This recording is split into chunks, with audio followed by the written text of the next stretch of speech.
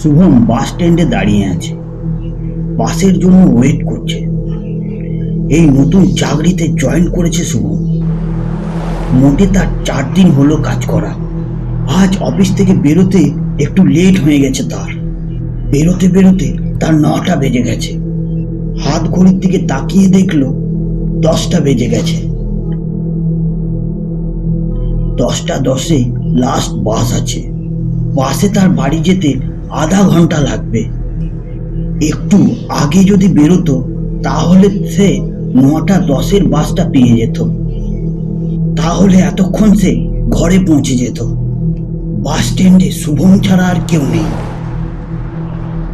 জায়গাটা শহর থেকে একটু দূরে, তাই গাড়ি খুব মাঝে মাঝে পার হচ্ছে একটা দুটো।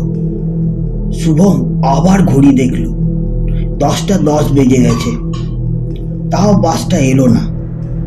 শুভম ভাবলো হয়তো কোথাও জ্যাম লেগেছে, তাই বাসটা আসতে পারেনি টাইমে। সে আবার অপেক্ষা করতে লাগলো।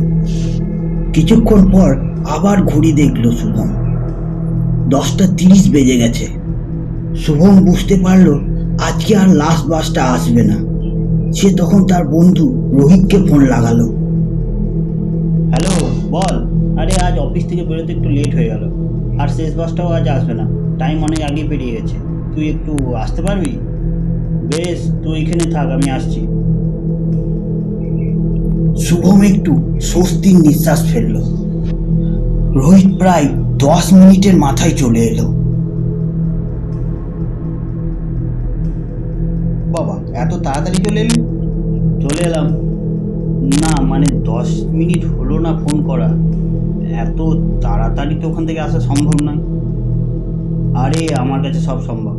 তুই চাপবি না, এখানেই রাত কাটাবি। শুভম রোহিতের গাড়িতে চেপে পড়ল। রোহিত শুভমের বন্ধু, ওই তার কাজটা ঠিক করে দিয়েছে। তারা দুজনে এক মেসেই থাকে। রোহিতের ডিউটি সকালে ছিল, তাই তার 2টোর মধ্যে ছুটি হয়ে গেছে। রোহিত গাড়ির স্পিডটা বাড়িয়ে দিল। 1-2টো গাড়িকে ওভারটেক করে পেরিয়ে গেল। অনেক রাত হয়েছে, তাই ট্রাফিকের কোনো ঝামেলা নেই। রাস্তা পুরো জঙ্গলে ভর্তি, 2 ধারে শাল গাছের সারি। এই এলাকায় কোনো জনবসতির চিহ্ন নেই।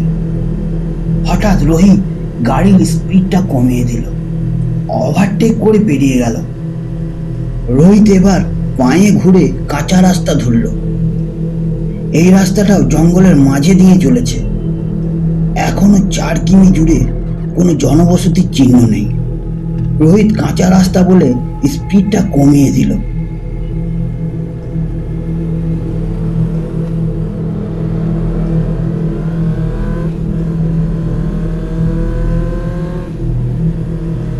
হঠাৎ শুভম বলে উঠল, ভাই একটু দাঁড়াবি? কেন রে? অনেকক্ষণ ধরে চাপ পেয়েছে, একটু দাঁড়ানো ভাই। রোহিত গাড়ি দাঁড় করালো। শুভম গাড়ি থেকে নেমে এলো। হঠাৎ শুভমের ফোনটা বেজে উঠল।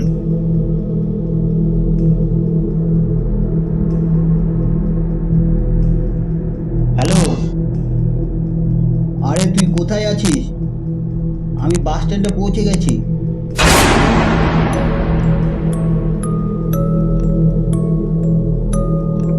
শুভম তাড়াতাড়ি পকেট থেকে ফোনটা বের করলো। দেখলো রোহিতের ফোন। তাহলে সে কে?